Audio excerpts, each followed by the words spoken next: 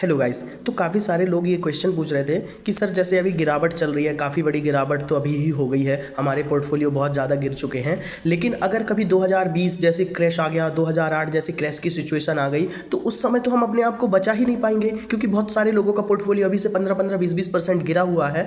तो उसके लिए क्या करना चाहिए, है ना।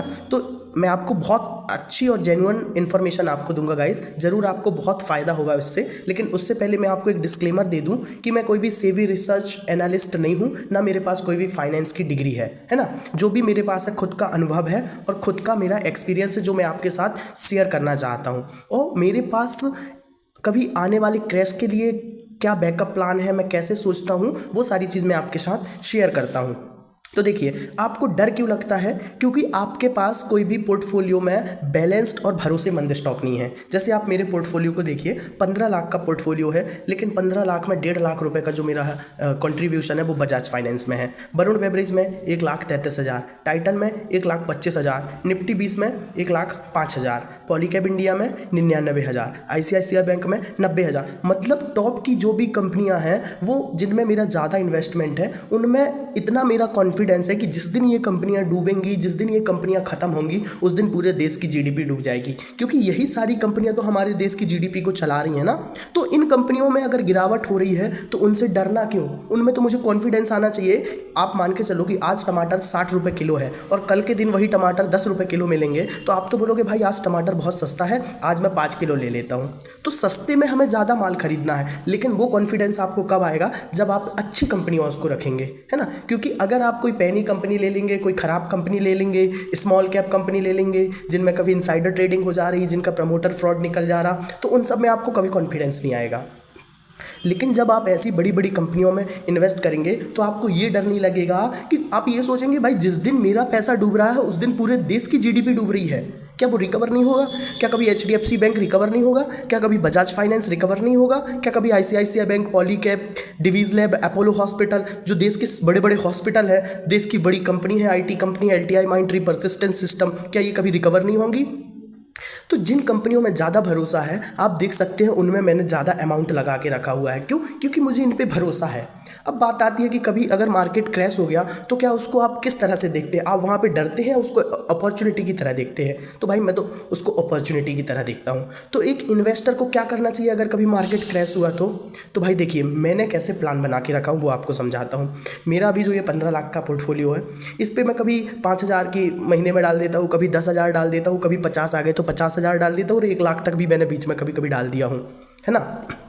मतलब जब जितना मेरे पास SIP के लिए एक्स्ट्रा पैसा आ गया, जिस स्टॉक्स में मौका मिला मैंने उस पर खरीदारी कर ली, है ना। अगर क्रैश आ गया तो मैं क्या करूँगा? मान लो निफ्टी गिर गया 30%, मेरा पोर्टफोलियो गिर गया 50-60%, तो मैं क्या करूँगा? मुझे तो पता है कि मार्केट एक ना एक दिन रिकवर कर जाएगा, ये कंपनियाँ कभी ख़त्म तो होने वाली नहीं है, बंद तो होने वाली नहीं है। क्यों? क्योंकि मुझे इन कंपनियों पर भरोसा है। तो उसके लिए देखिए मैंने क्या किया हूँ, मैं जाता हूँ अपने म्यूचुअल फंड पे, है ना। म्यूचुअल फंड पे जो मैंने इन्वेस्ट किया हुआ है यहाँ पे कितना, ये डेट फंड है। डेट फंड का मतलब जो ये मार्केट से लिंक नहीं है, ये सरकार को या कोई बड़ी कंपनियों को जो डेट देता है, कर्ज देता है, उसको हम अपना पैसा दे दिए हैं। इसमें कभी गिरावट नहीं होती, हमको ये FD जितना रिटर्न देता है। तो 57,000 मेरा क्या है, बैकअप प्लान है। प्लस 2 लाख रुपए मेरे अकाउंट में रखे हुए हैं। क्यों? अगर कभी वो FD के रूप में है कि कभी मार्केट क्रैश हो गया तो वो 2 लाख मैं यहाँ इन्वेस्ट कर लूँगा, और हमेशा अपना 10% पैसा मैं यहाँ डालते हूँ अपना इस डेट फंड में। कभी 1,000 रुपये डाल दिया, कभी 500 रुपये डाल दिया, कभी 100 रुपये है तो 100 रुपये डाल दिया, कभी 5,000 डाल दिया। ऐसे कर करके मैंने एक छोटा सा ये फंड बना लिया। अब इसको भी मैं 1-2 लाख तक पहुँचा दूंगा, और 2 लाख रुपये मेरी FD पे पड़े हुए हैं। तो मतलब ये मेरे सेफ एसेट हो गए। मतलब 3-4 लाख रुपये अगर मेरे पास बैकअप पे रहेगा कि कभी मार्केट 30% गिर गया तो मैं उस पैसे को भी बड़ी कंपनीज में डिप्लॉय कर सकता हूँ, है ना। क्योंकि मेरे पास जब बैकअप है, मेरे पास पैसा है, तो मेरे को ये लगेगा कि जिस दिन मार्केट ज़्यादा गिरेगा, ज़्यादा क्रैश होगा, तो उस दिन उस पैसे को भी मैं डाल दूंगा। मान लो कोविड जैसे क्रैश आ गया तो मैं उस पैसे को भी डाल दूंगा, है ना। तो हमेशा मैं क्या बोलता हूँ, सेक्टर एलोकेशन देखो।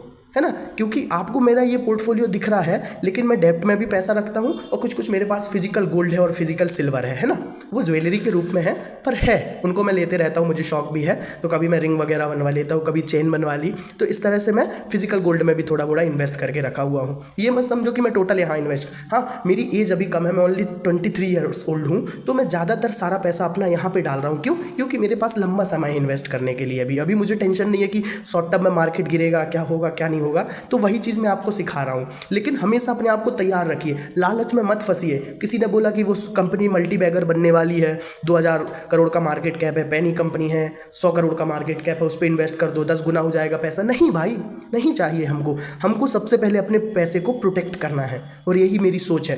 तो हमेशा एक बैकअप प्लान बना के रखो, चाहे डेट फंड में अपना पैसा रखो, चाहे एफडी में अपना पैसा रखो, है ना। मान लो 2.5 लाख रुपए आज मेरे पास है, कल को मार्केट क्रैश हो जाए तो मैं उस पैसे को थोड़ा थोड़ा करके इन्वेस्ट करते जाऊंगा, तो वो 2.5 लाख मेरा नीचे, जब मार्केट नीचे गिरेगा तो वहाँ इन्वेस्ट होगा, और जब मार्केट रिकवर होगा तो मुझे उसका अच्छा खासा फायदा होगा। हाँ, जो मेरी एसआईपी चल रही है, जो मैं डेली करता हूँ, डेली या महीने में जब मेरे पास पैसा आ गया तो मैं कुछ ना कुछ खरीद लेता हूँ जहाँ पे मौका मिलता है, तो वो मैं कंटिन्यू रखूँगा, लेकिन वो एक्स्ट्रा पैसा भी अपना यहाँ पे मैं डाल दूंगा। तो thank you so much guys, आपको कुछ ना कुछ सीखने को मिला होगा इस वीडियो से, और मेरे चैनल को लाइक और सब्सक्राइब करना बिल्कुल ना भूलें, आपको बहुत ही जेन्युइन कंटेंट मिलने वाला है। Thank you so much.